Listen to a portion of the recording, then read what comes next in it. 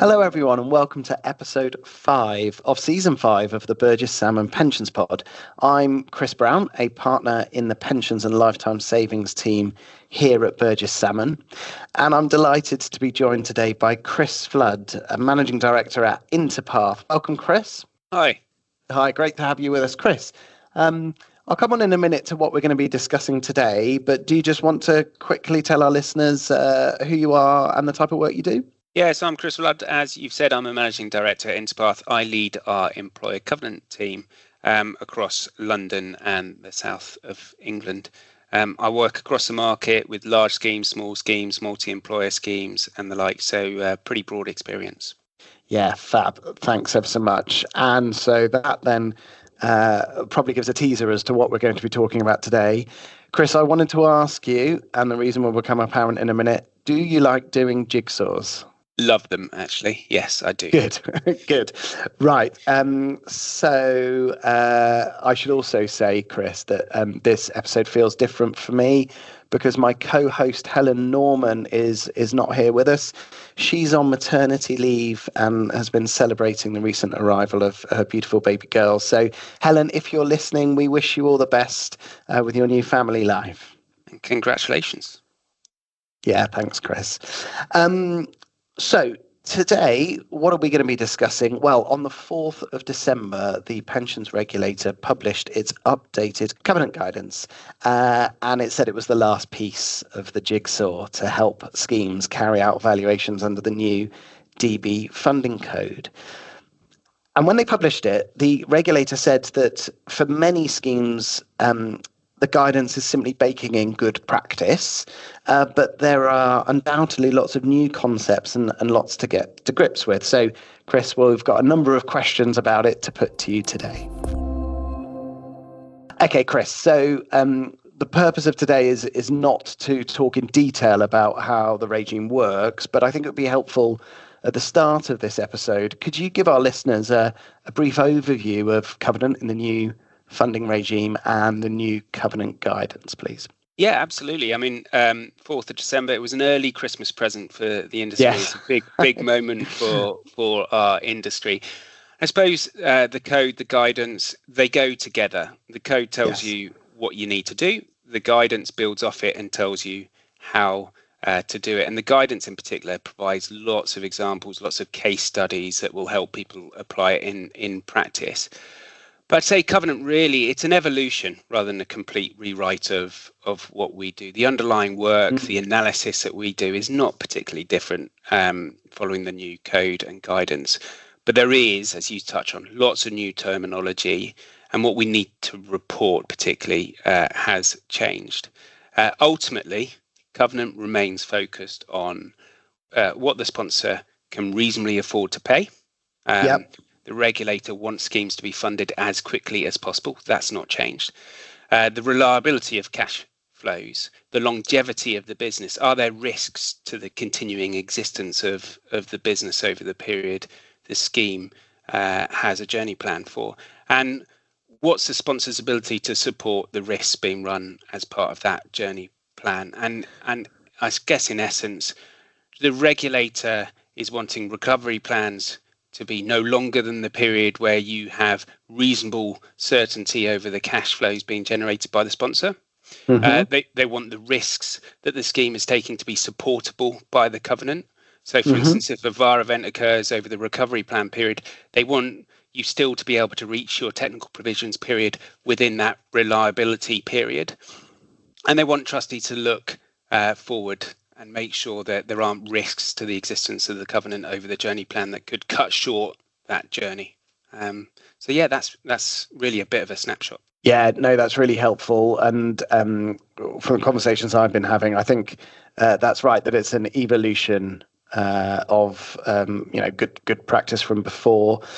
I suppose one change to the whole regime is that the concept of the employer covenant is now legally defined in the Funding and Investment Strategy and Amendment Regulations 2004, Regulation 7, and the definition essentially underpins all the points you were making just there about focusing on the statutory employers and the financial ability to support the obligations, looking at the level of support, looking forward as well, from contingent assets to the extent they're legally enforceable, and then looking at cash flow and the resilience of the business, looking for going forward, the insolvency likelihood, and all those things you would just say.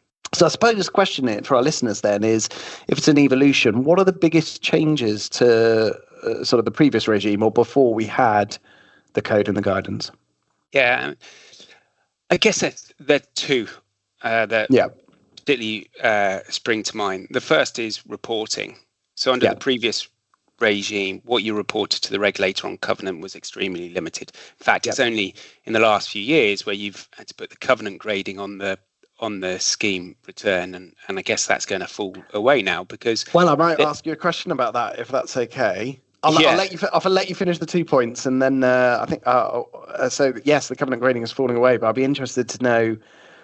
Do you think it's still helpful to have one? But yeah, sorry to interrupt. Come back to the two biggest changes for the previous regime. So within the code and the guidance, there is no mention of covenant gradings anywhere, and the regulator said they're not going to be asking trustees for covenant gradings anymore. They do recognise that trustees may still want them.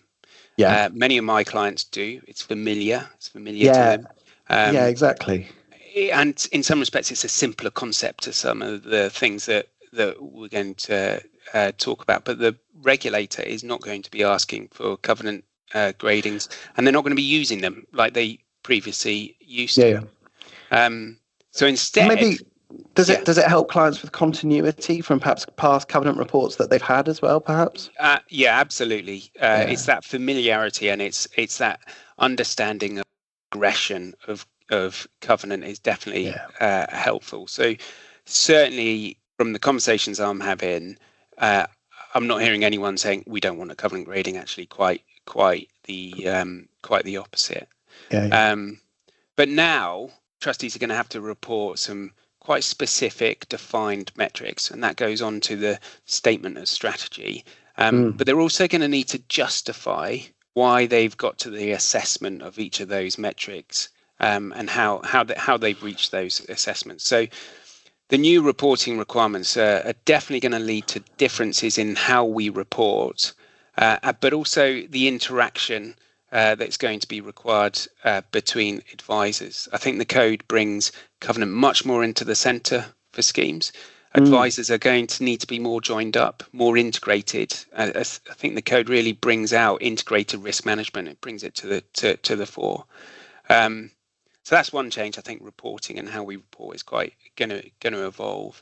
The other area I'd call out is really around where trustees are placing covenant reliance and why they're placing covenant reliance where they are. I think the regulator in the past has been quite vocal that that they're concerned that some schemes have been placing reliance where it may not necessarily be fully warranted, and they're concerned about the risk that trustees are caught short when the chips are down. They find that the support that they thought might be there or would be there isn't actually there when it's needed. So, for instance, where trustees are taking risk based on a sponsor being part of a group, but they don't actually have access to legal recourse to the primary trading entity or the valuable parts, or where they have a guarantee, but the guarantee doesn't actually bite when you might need it.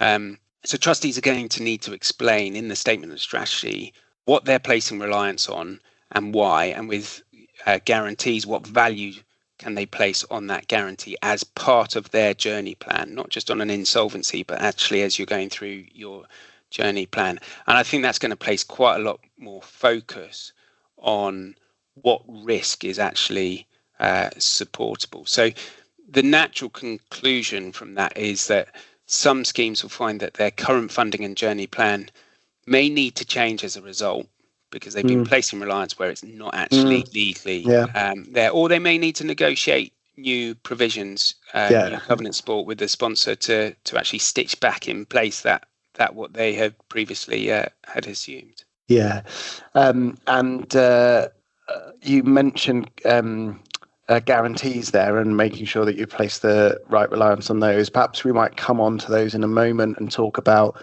this concept of a look-through guarantee, which is that phrase might be new to our listeners.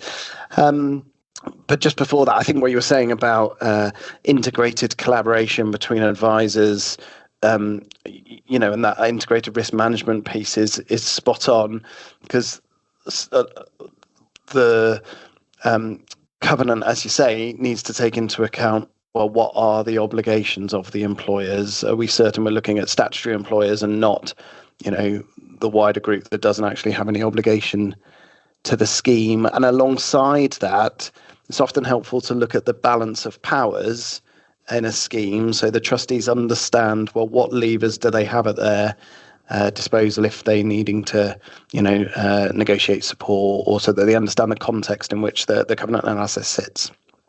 Absolutely. And actually, I think it can be quite complex understanding that. And you sometimes find that when you get into a transaction project that and start looking at certain bits of detail, you identify things within the group structure, for instance, that means that the access that you thought was there wasn't actually there, for instance, because there's a big intercompany. Yeah. That means that value circumnavigates a sponsor and ends up somewhere else. So it's something that is not always straightforward, and I think is going to need more thought, because you're going to need to justify what you're doing within the statement of strategy, and the regulator's going to look at that and seems pretty focused on that. Yeah. Well, then let's jump to talk about contingent assets and look through guarantees then. So there's been a lot of talk about the value and the value being placed on them. Is the regulator's approach going to mean that sponsors are less willing to provide guarantees in the future, do you think, or will it have an impact? For me, I don't think so. For me, guarantees are normally put in place for a reason. They're there to mitigate detriment. They're there to enable trustees to take a particular approach, to take a certain amount of risk or whatever. So I think what we will probably see is that the terms of guarantees may evolve. So that they fit within the guidelines that the regulator has set out, while still unlocking the issue that they've been designed to deal with. I suppose, take look-through guarantees, which is this sort of new concept. Although the regulators talked about it for a number of years, it's definitely coming to the fore with the code and the guidance. I've actually negotiated a few over the years, but they weren't easy to negotiate. And I think that's because they're quite unusual. They're not the norm, and people tend to like to stick to the standard form, the norm. So most guarantees I see aren't currently look-through guarantees. But I expect do you think they might become more. Yes. Yeah, absolutely. Yeah. I think they'll become more common, because in some situations they'll be required to provide the support that it is needed for the existing journey plan. What do you think on that? Well, no, I think you're right. And I think, there'll always be points for negotiation, and there will be guarantees. And, we see plenty of, non-PPF standard guarantees that are on bespoke terms. But I think where an employer group has the means and wants to put in place support, and its objective and driver is to support pension risk, then it will accept that it needs to put in the gold standard, and if that becomes a look-through guarantee, then that's what will be put in place. I suppose one thought is that there'll be a number of guarantees at the moment that are full Section 75. They cover DRCs plus insolvency, insolvency debt, but they've got no caps or time limits, so that they're evergreen. But one thing they might not have, which is required to be there to be what the regulator calls a look-through guarantee, is a legal mechanism allowing the trustees to look through to the guarantor's cash flows when the trustees are setting contributions and looking at the affordability of employers.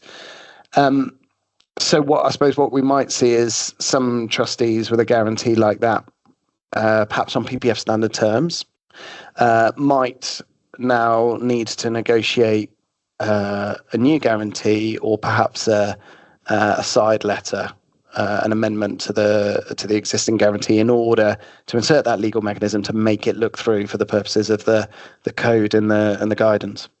And certainly the ones that I've seen have been done through side letter, legally enforceable sort of side letter, rather than on the face of the guarantee. That's certainly my experience. To date. But yeah, you're absolutely right. The key thing about a look-through guarantee, it is all monies and all of that. It's evergreen. But the key thing that doesn't tend to exist in the normal course now is that look through to the guarantor for affordability purposes, even though actually in many situations you have a standard form all monies guarantee. It doesn't provide that legally enforceable right to look at affordability, but the sponsor is willing for that to happen. It just hasn't been written down. It's not legally enforceable, and that's the regulator's point on that, really.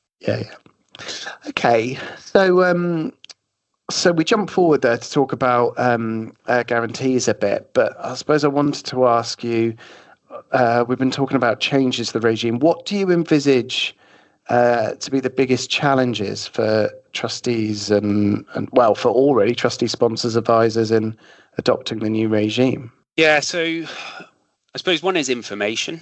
The regulator's pretty clear on their expectations around what sponsors need to provide. And quite a lot of information is going to be required also, particularly if you're bespoke and you have a recovery plan to fill in the statement of strategy fully. So, and it's going to be quite challenging to do that without information being sourced from the sponsor. So, for instance, the statement of strategy looks to in some situations, you'll need to put in forecast cash flows for year 1, year 2, year 3, etc. And those are things that you're going to need to get from the sponsor. So in many situations, I don't think that's an issue. Information provision has and information visibility is much better than it was a few years back. But there are some situations still where sponsors are more reticent to provide information, or the information that is available doesn't align with the covenant structure because of divisional reporting or whatever. So, and those situations are definitely going to present some challenges, and trustees and sponsors and the advisors are going to need to work together to solve those issues. And I've actually got a few cases where that's the case, and I'm in discussions with the clients now, even in some well ahead of the valuation date, where the code is going to apply, just to start working through how we're going to actually solve that, how are we going to find a solution. And some of that is sponsor education, it's sponsors understanding the regs and understanding the regime. Yeah, absolutely. There's confidentiality issues, and it's also can be just accounting and financial reporting and that mismatch between covenant structure and what's actually reported. But we're definitely picking some of those up now. I think the other challenge that I'd call out, and maybe it's not necessarily a challenge, is just getting the right balance between what the code and the guidance suggests you need to do and proportionality, which is mentioned plenty of times. Both documents, but that is going to need some careful thought. And it's worth noting that the code, the guidance provides lots of examples of things that trustees should consider, but they are examples rather than absolute requirements. And so, for instance, if you do everything in the prospect section of the guidance, most covenant review budgets are going to go through the roof.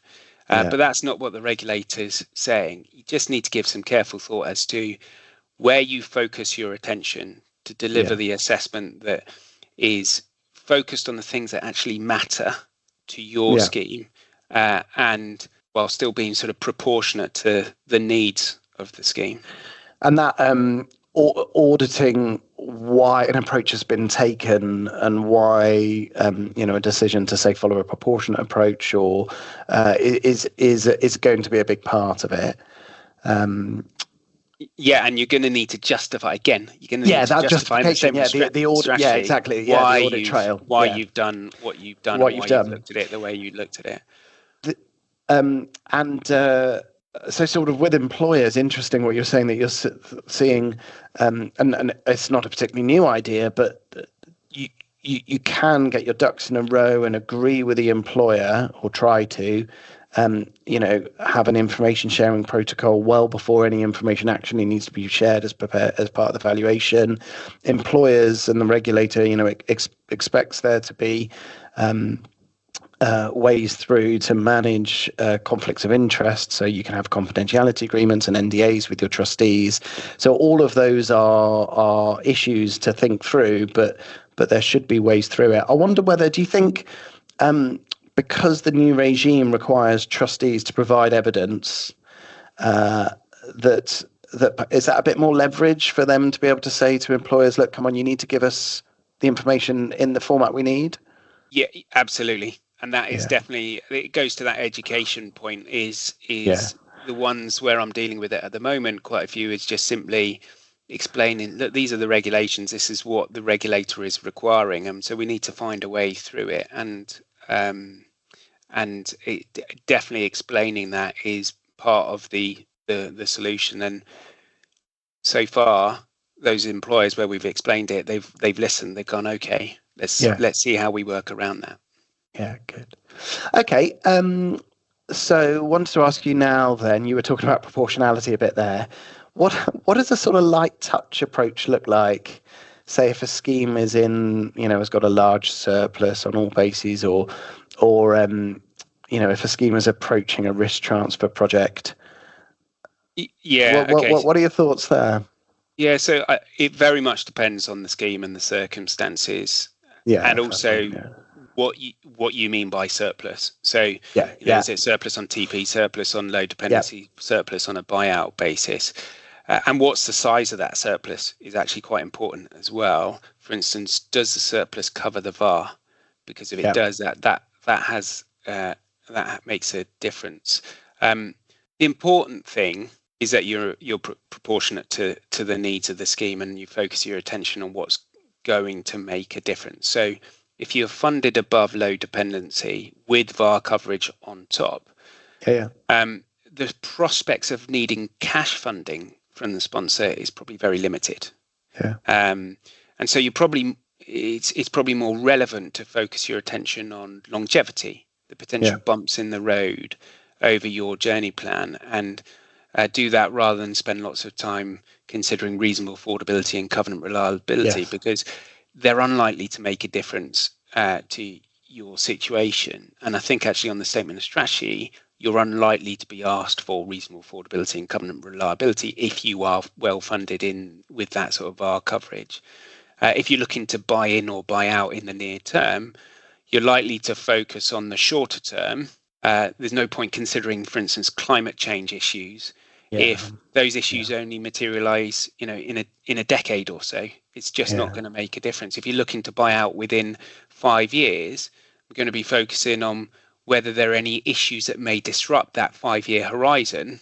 And hopefully we'll be able to conclude that longevity is at least 5 years, rather than spend lots of time and money working out justifying a longer longevity period. It's just not needed to do that. So it's very much about understanding the circumstances and just focusing your attention on the right thing. And just finally on this one, I suppose it's important to highlight that the regulator has said that if you're well funded, the reporting requirements in the statement of strategy will be lower, and we'll have to see for the final version of the statement of strategy to actually see what that looks like. But as I said earlier, if you are funded above low dependency plus VAR, I don't think they'll be asking for reasonable affordability or reliability periods necessarily, because it's just not going to be relevant to their sort of supervision and work, what they'll do off the statement of strategy. Yeah, that's helpful, and I think will be of comfort to listeners with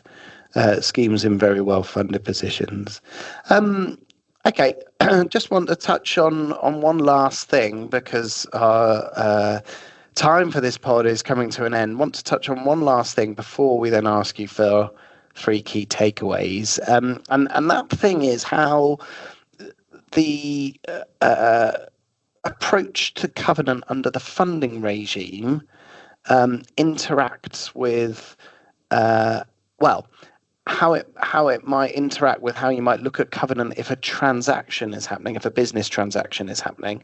So I know there have been some discussions around the approach to covenant under the funding regime, focusing on cash flows. Cash flows is a central part of it. And when you're looking at, say, a business transaction concerning the employer, and you're doing a review to see is there anti-avoidance, and you might be, auditing the regulator's moral hazard powers as part of the transaction, you'd look at the different tests for contribution notice. The employer resources test, my understanding is that focuses more on profits as opposed to cash flows under the funding regime. So how do those, I suppose what I'm reflecting is, I don't know if you agree, on a business transaction, there's actually quite a bit of covenant detail to think through from different perspectives. Yeah, absolutely. Standard Pension Schemes Act 21 test, the clearance guidance, that remains the same. And trustees continue to think about that. But on top of that, you need to think, and you've always needed to think about this, but you need to think about how the transaction might impact your journey plan. And using new terminology, supportable risk. How does it impact your supportable risk? So it's definitely right that if you're facing into a transaction now, not only do you need to look at the employer resources tests, the cash flow tests, etc., but you do also need to think about those covenant metrics that we're going to be reporting. How does the transaction impact those covenant metrics? So, for instance, if the transaction impacts the reliability of cash flows or the longevity of the sponsor, you need to then go back and look at your journey plan and go, do I actually need to update my journey plan as a result? So definitely plays into transactions and needs some thought. Yeah, I can see it being quite nuanced, and that just underpins the benefit that professional covenant advice can bring to thinking about all of these things. Okay, Chris. Well, look, I feel we could continue this discussion, but podcast format, we've got to draw it to a close there. So I wonder if you could leave our listeners with three key takeaways about the last piece of the jigsaw, the covenant guidance, please. Yeah, absolutely. So I suppose the first is that I'd recommend that all trustees and sponsors engage with the new requirements early. Don't wait for your next valuation date to pass to start thinking about what changes might be needed.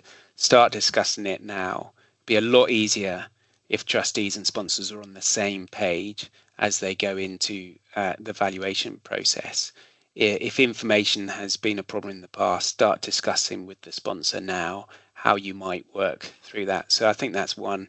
Two, in the same vein, if you're planning for a valuation now, include covenant within that planning process. The code is designed to drive IRM and get your advisors talking and working together. Don't leave covenant to the end because it could impact your plans. And third, the guidance is extensive, but the regulator's not expecting you to do everything in the guidance. They recognise the need to be proportionate, to be pragmatic. So give some thought to what you need to focus on for your situation, what's really going to matter for you, and make sure that your scope of covenant review covers all those points. Yeah, thank you. I think that's really helpful. And the regulator says that as well. It emphasises that focus on proportionality and the right level of detail, but based on the covenant support that you have in your situation and your scheme's position. So the points you make around understanding where you are, reading the guidance, engaging the employer early, and knowing what you need on covenant, and thinking about covenant early in the valuation process, all makes sense to me. thanks ever so much, Chris, for coming on the podcast. I found that a really interesting discussion, and I'm looking forward to how valuations will play out under the new regime. And to our listeners, thanks everyone for listening to the Burgess Salmon Pensions Pod.